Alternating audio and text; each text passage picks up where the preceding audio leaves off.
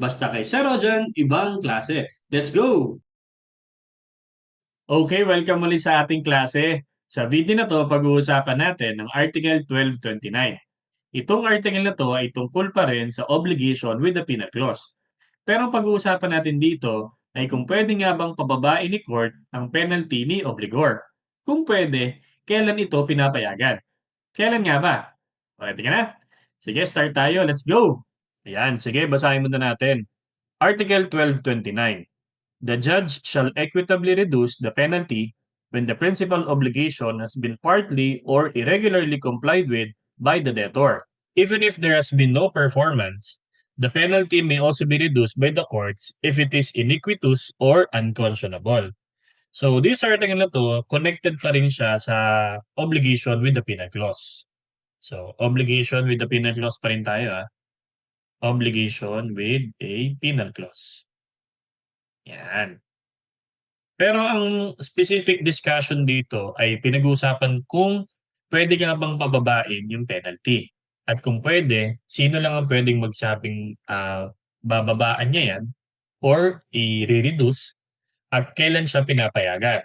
So basically, ang topic na to ay tungkol sa who may reduce penalty. Yan. So, yung penalty tinutukoy dito, yung penalty pinagkasunduan ni obligor tsaka ni creditor, ni obligee. So, ang sabi dito, the judge shall equitably reduce. So, sino yon? Yung court. Yan.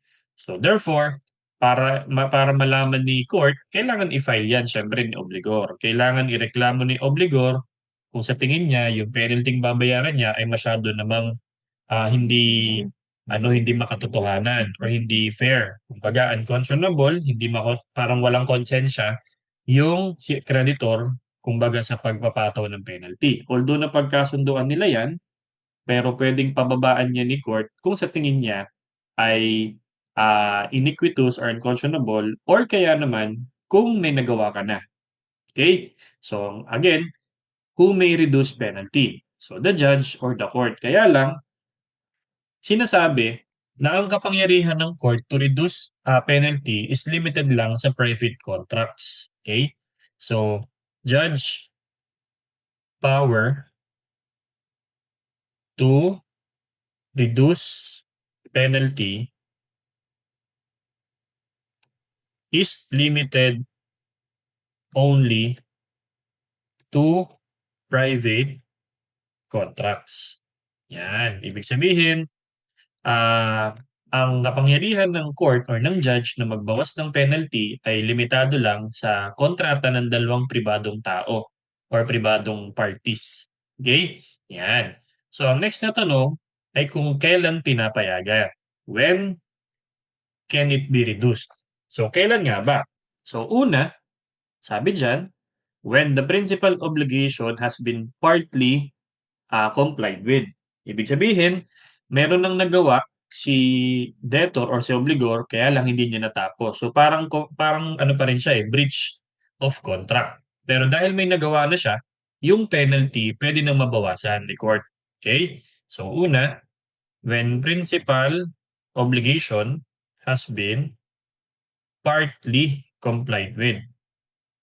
Partly complied with. Okay? Pero hindi ito nag-a-apply sa indivisible obligation, yung partly. Kasi nga, ano na siya, parang non-performance na siya. So, kasi kapag partly, ibig sabihin, divisible yung obligation. So, not in indivisible obligation.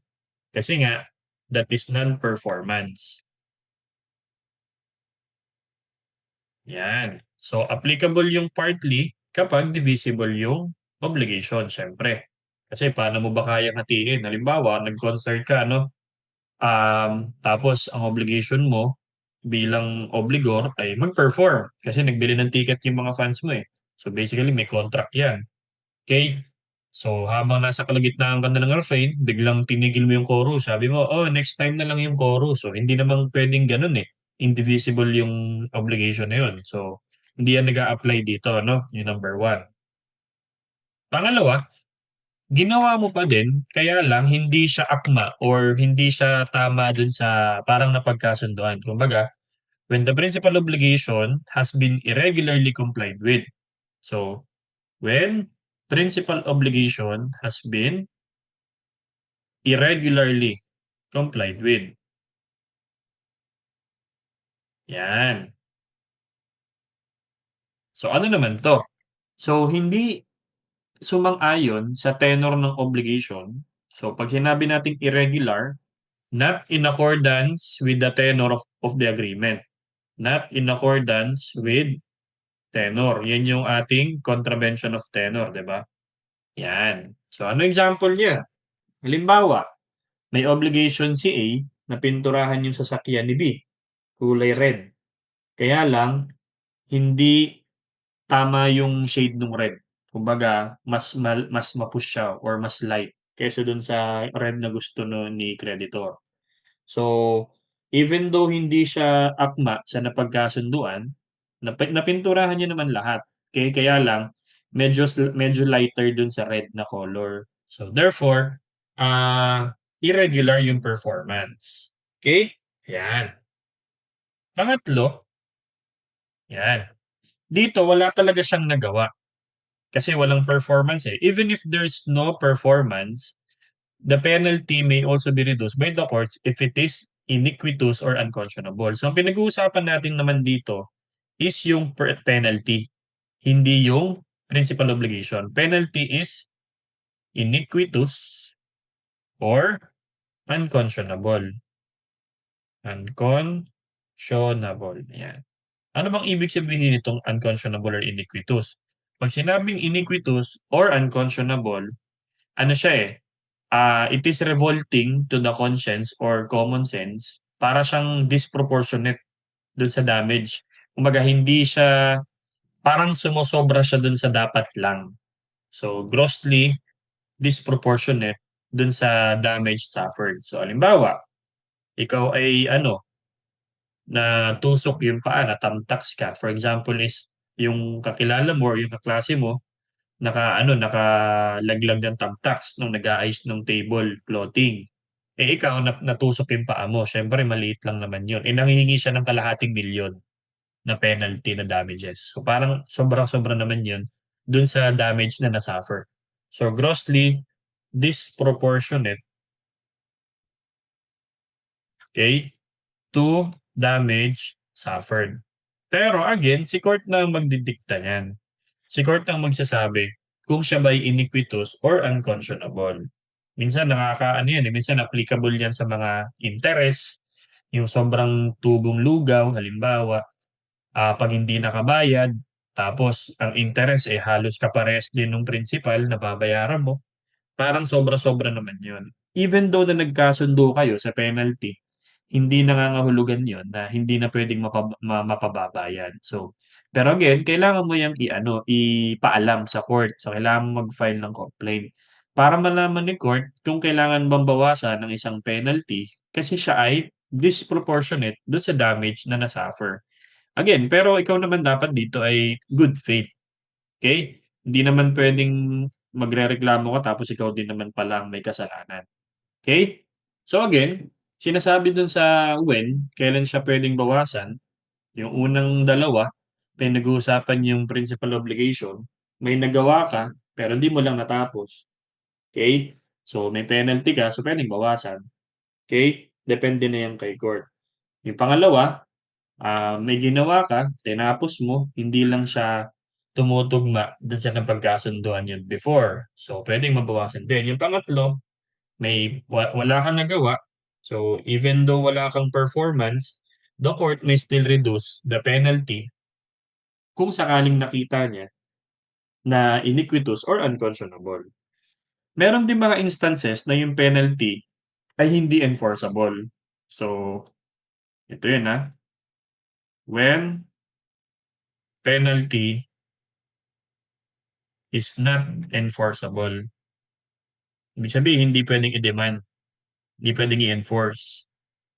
Number one, kapag yung principal obligation ay naging impossible na dahil sa fortuitous event, ibig sabihin walang kinalaman si debtor, therefore it follows extinguish na rin si penalty. So kasi nga, accessory obligation siya. Kaya pag yung principal obligation naging extinguished due to fortuitous event, it follows yung naka-attach doon na penalty, wala na rin. Hindi na rin pwedeng i-enforce. So, principal obligation becomes impossible due to fortuitous event. Due to fortuitous event. So, dapat walang kinalaman dito si debtor. Kaya kung bakit naging impossible si principal obligation. Pangalawa, okay, may ginawa si creditor para hindi magawa ni debtor yung obligation para makuha yung penalty. So, para bang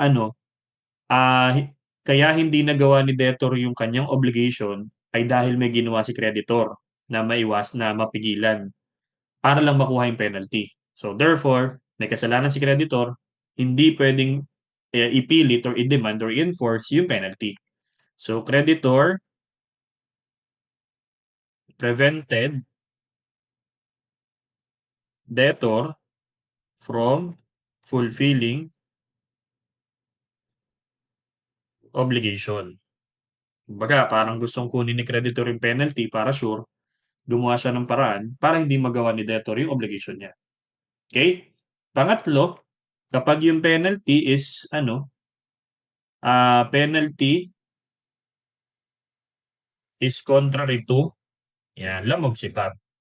Okay? Yan. So kapag si penalty is contrary to good morals or lamog sipag natin. So good morals or customs. Okay? Yan. Pang-apat, kapag parehas yung parties ay guilty of breach, therefore walang penalty. So both parties are guilty of breach. Both parties are guilty of breach. Yan, parehas may kasalanan, so hindi pwedeng i-enforce yung penalty. Panglima, kapag si creditor ay may breach of contract. Okay? So halimbawa, napagkasunduan ni creditor tsaka ni debtor na ganito, tapos may kondisyon si debtor kay creditor na bawal niyang gawin. Ginawa niya. So, breach of contract ni creditor. So, breach of contract by creditor. Yan. So, this case, si creditor may kasalanan, therefore, hindi siya pwedeng maningil ng penalty. Pang-anim, okay? Siyempre, kapag walang nag-breach, walang penalty. Okay? No one violated. Yan. So, therefore, ba't ka nga naman maniningil? Wala namang nag-violate kasi penalty, pwede mo lang singilin pag merong nag-violate. Okay? So, yun. Dito nagtatapos yung Article 1229. Tungkol siya nga pala sa judicial reduction of penalty. Judicial reduction of penalty. Bakit siya judicial? Kasi ang nagre-reduce ay court. Okay? Yan. So, again, tungkol sa ang 1229, tungkol siya kung sino pwede mag-reduce ng penalty. Ang sagot natin si court. Pero limited lang siya sa mga private contracts. Pangalawa, kailan siya pwedeng i-reduce? So kapag yung principal obligation nagawa ni debtor kahit paano, pero hindi natapos, applicable siya sa divisible, okay? So yun, pwedeng i-reduce yung penalty. Pangalawa, kapag si principal obligation ay nagawa naman natapos pero hindi tumutugma sa napagkasunduan. And yung pangatlo, hindi nagawa pero yung penalty ay parang hindi siya fair or hindi siya conscionable. Okay? Or hindi siya proportionate doon sa na-suffer na damage dahil doon sa penalty. Okay? At kailan nga ba hindi pwedeng i-demand or i-enforce ang penalty? Yan, naka-enumerate niya sa atin 1 to 6. Okay? So, I hope meron ako nadagdag na bagong learning na magagamit din sa inyong mga klase. Kung medyo meron kang part na hindi maintindihan, ulitin mo yung lecture natin, I'm sure mukha mo rin yan. Lagi sinasabi sa inyo, mag-aaral kayo mabuti, mag-ingat palagi, at laging tatandaan, ibang klase ka. Bye-bye!